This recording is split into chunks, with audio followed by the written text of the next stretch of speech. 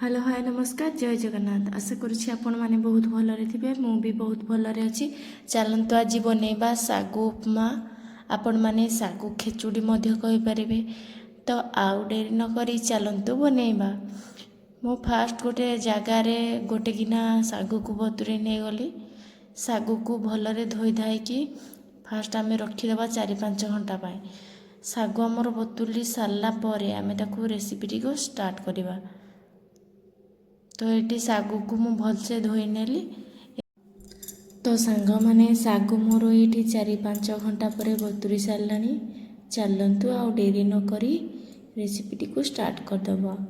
मुझे गोटे हेमदस्तार बादाम को कुटी नहीं गली। जेहेतु बादाम देले उपमार टेस्ट आउ टे बढ़। तो फास्ट गोटे गैस रे कड़े बसीदेली। कड़े टिके तेल पकेली। तेल पकई सारे गोटे चामचर जीरा को पकेली। तापर मु पियाज पकेली। पियाज को आम हल्का भाजी नवा। पियाज ए भाजी सारानी।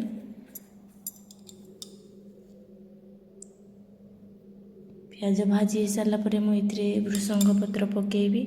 सांग माने मु आलू 2टा आलू को आगरू सिझे नहीं जोटा बनवाई मत इजी हम बोली। देन मुझे रखी मटर। मटर को मु चोपा छड़े नहीं। मुझे मटर को ये ऐड करदेली।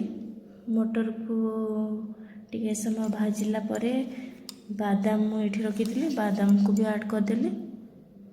सांग माने या आपण मैंने मॉर्निंग ब्रेकफास्ट खाईपर। यहाँ बहुत हेल्दी होता है आउ खावाई बहुत टेस्टी भी लगी था। तो आपण एमती थोड़े बन कि खातु। देन मुझे हलदी पकईली। देन स्वाद अनुसार लुण आपण स्वाद अनुसार लुण पकेबे। देन ताको भल से मु चले नहीं।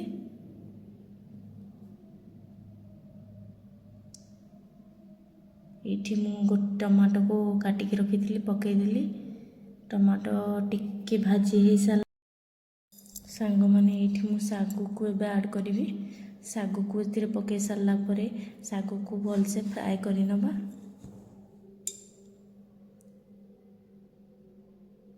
सांग माने यहाँ थोड़े निहाती बन कि खातु। यहाँ आमको खावाई जी टेस्टी एंड हेल्दी। लास्ट रे मुझे चीनी को पकईदेली। सांग माने मुझे बादाम को कुटिक रखी एबे मु बादाम को पकईदेली। एबे ताको पातिया साहाय्य भलसे चलई नेबी कि बादाम चारियाडे स्प्रेड हो। सांग माने यहाँ बहुत हेल्दी आपण मैंने थरे निहाती ट्राए करंतु। आउ केमिति हेजी कमेंट निहाती जणातु। देखा होबो पुणी गोटे नेक्स्ट वीडियो रे। सांग माने जदि आपण माने मो चैनल रे नुआ छंती तो जल्दी जल्दी जाइए चैनल को मोर सब्सक्राइब कर दियंतु। पुणी देखा सांग माने यही सागु उपमा आपण माने 10 ରୁ 15 मिनट भितर बनै पारिबे। मु एटा बनैथिली मॉर्निंग ब्रेकफास्ट खाइबे बोली।